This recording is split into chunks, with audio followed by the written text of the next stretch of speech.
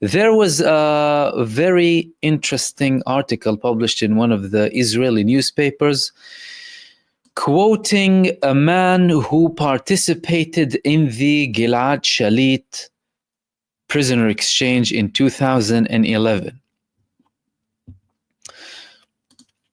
He had an article, there was an article quoting him in one of the Israeli newspapers, talking about the plans that this man has, that Netanyahu has, saying that Benjamin Netanyahu has a dangerous maneuver planned for the hostage deal.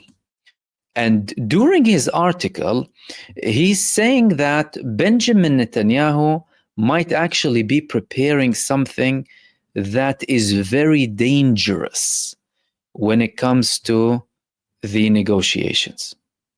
Based on what he's saying, Beskin, his surname is, the negotiations based on the second phase will begin on Monday, and it's supposed to end, this negotiation, up until the 30th day of the initial phase of the ceasefire.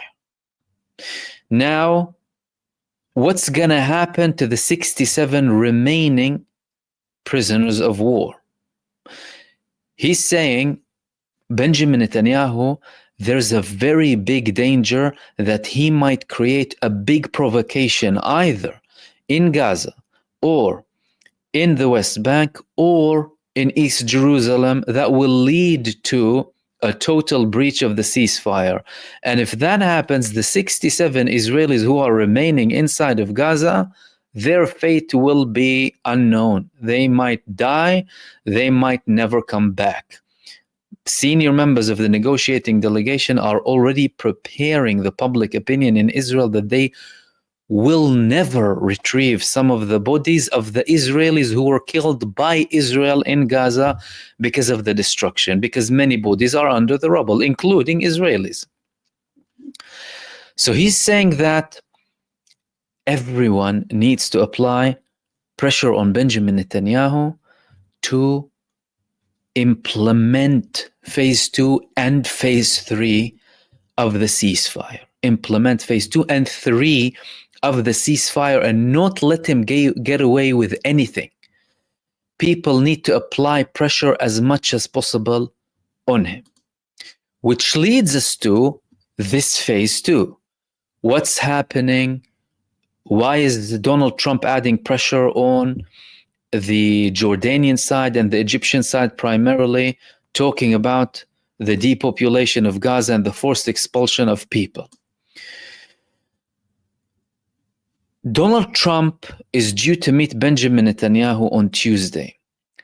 But Donald Trump could be trying to have a proposal for Benjamin Netanyahu alongside a potential threat.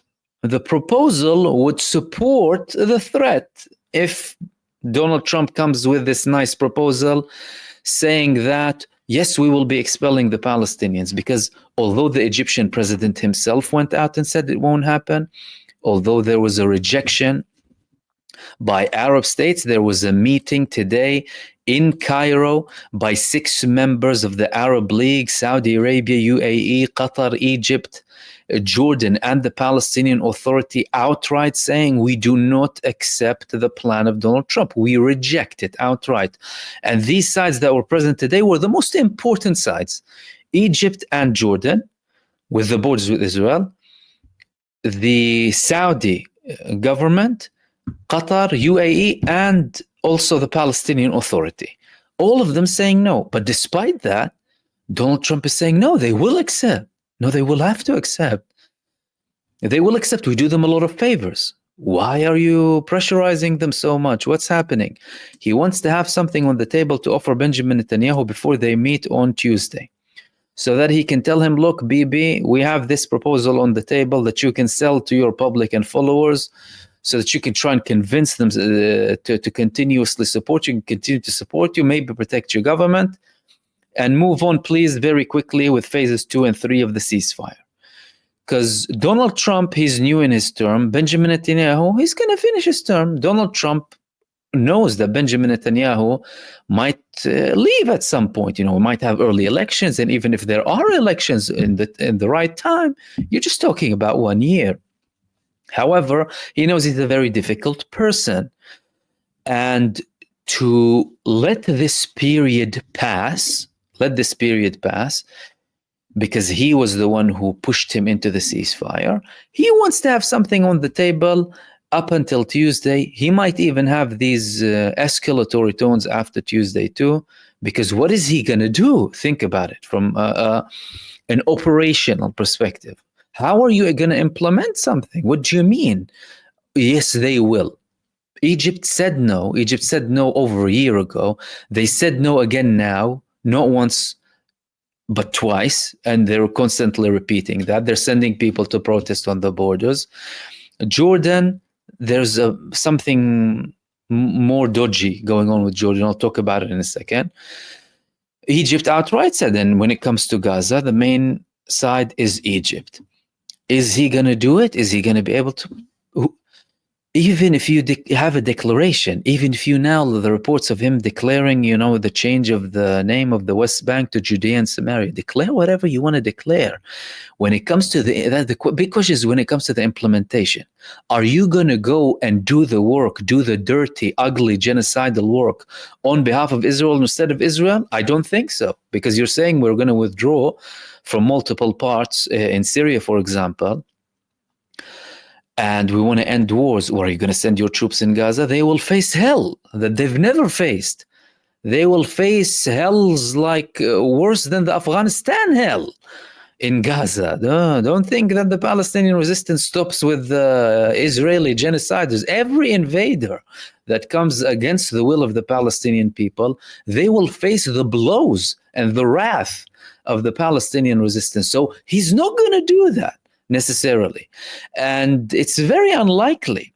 But why is he saying that? He's saying that to be used as leverage during the negotiations and to make the deals go ahead. He babbles a lot, he talks a lot. He initially comes up with these very high demands to try and get something out, have some sort of a deal. Is it going to work? It's not looking like it's going to work. Plus, the people of Gaza are the main people interested in this, and they already said no. But something interesting is happening when it comes to Jordan. That's something interesting and dangerous at the same time. Donald Trump stopped the aid, he cut the aid of Jordan. Not many people were talking about this, and there weren't many responses coming from Jordan. However, Donald Trump stopped the aid for Jordan. You're talking about just over 1 billion. 1 billion might not seem a lot when it comes to the US and US aid. He had a 90-day freeze on Jordan alongside some other countries too, with the exception of Israel and Egypt. So he didn't freeze it with Egypt, he froze it with Jordan. Is he trying to send a message to Jordan? Of course he is. Is the Jordanian government going to comply with Donald Trump after he has this freeze? That's something we're going to have to see, because so far, the only statement that we heard was the statement that came from the foreign minister of Jordan. That was several days back. In recent days, they've been more quiet, apart, of course, from that meeting that happened in Egypt. However, even with that, the fact that they participated in this meeting with Egypt, outright rejecting, jointly with other countries too, this is showing the United States that even if, again, it could be a message from Jordan, even if you want to use this aid as leverage against us, if you want to cut the aid, and that aid is significant to Jordan, by the way, over $1 billion to Jordan is a lot of money. He's saying that they're sending a message that we might have alternatives. Okay, we might not have the same influx immediately, but there are alternatives that other countries can participate in, and we can potentially have other plans. Because from a Jordanian perspective, If you're talking about expelling the population of the West Bank, they already said before, it's going to be a declaration of war if you do that. It's going to be a declaration of war on Jordan. What does that mean? That means that, well, we're going to change positions, right? We're going to change positions, and we might open the doors to people who you don't really like. Many countries have an interest in Jordan. Iran has an interest in Jordan. Talking about Iran, which is the final thing that I wanted to mention before I open the space up for you. Iran, they are sending a message to the United States. They're saying that nuclear attacking the nuclear facilities in Iran will lead to an all-out war. And they're sending that message now to Donald Trump just before he's going to meet Benjamin Netanyahu. A military attack on nuclear facilities is the biggest mistake that the US can make, the Iranian foreign minister said in a very clear message. We will respond immediately and decisively. All options are on the table for a resolution against the nuclear threat.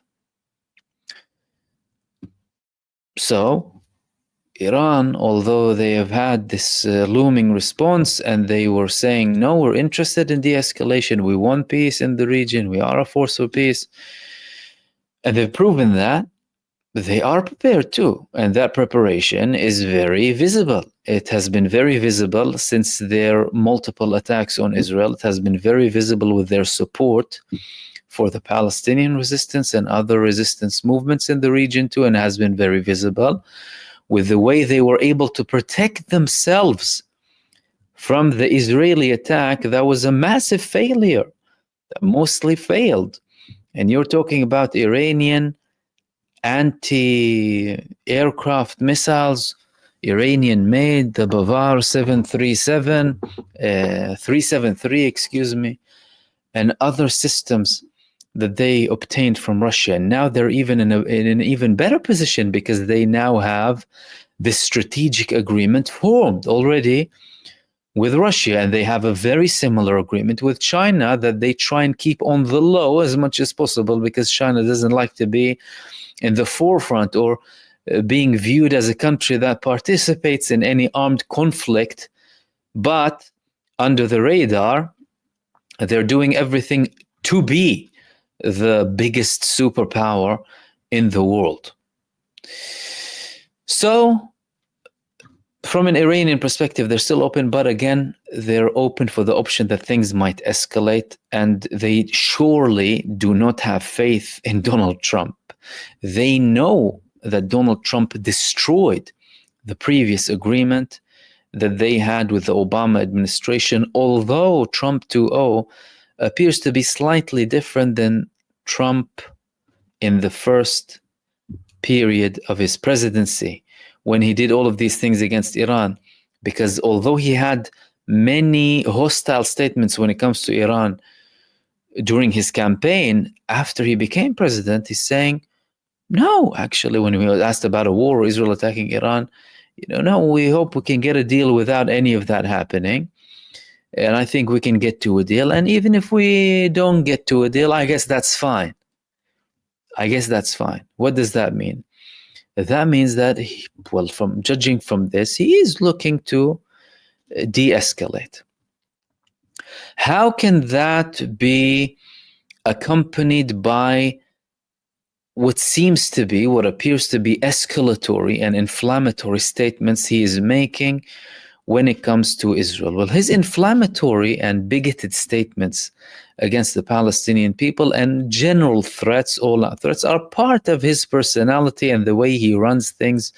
And many of them could be due to his ties with the Zionist lobby inside of the United States, saying that he still forced Benjamin Netanyahu to agree to a ceasefire deal through Steve Witkoff that Benjamin Netanyahu did not want to agree to from the beginning. And that's why Netanyahu did not publish the details of the ceasefire, by the way, that really, really ties Benjamin Netanyahu.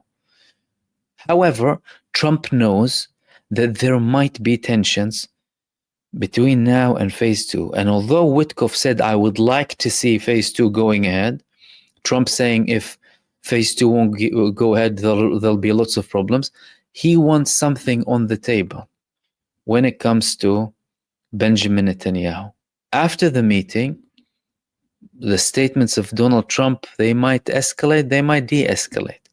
But what's for sure, when it comes to Gaza, the people have spoken and the people have proven to the whole world they are not getting out of their land. The only people who should get out of the land are the people who occupied the land and expelled its indigenous people. That is, unless everyone wants to live in happily with full equality between the Jordan River to the sea.